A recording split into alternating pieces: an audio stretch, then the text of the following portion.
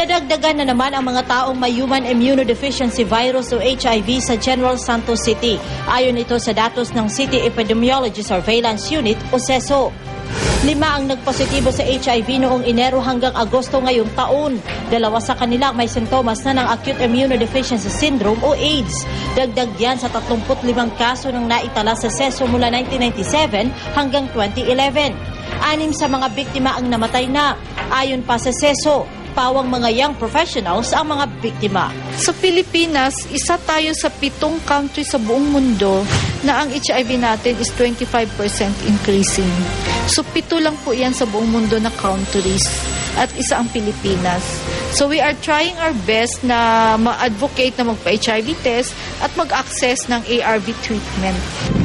Sa kabila nito, may positibo pa rin nakikita ang CESO sa pagdagdag ng bilang ng mga naitatalang kaso ng HIV. Ibig sabihin daw kasi, marami na ang nagpapa-check up at di na nahihiyang magpakonsulta sa mga doktor.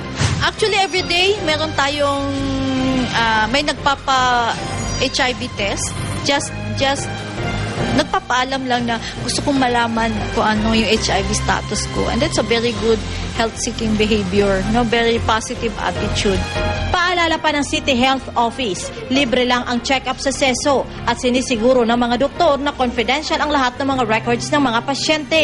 May libreng gamot at counseling din para sa mga magpositibo sa naturang sakit.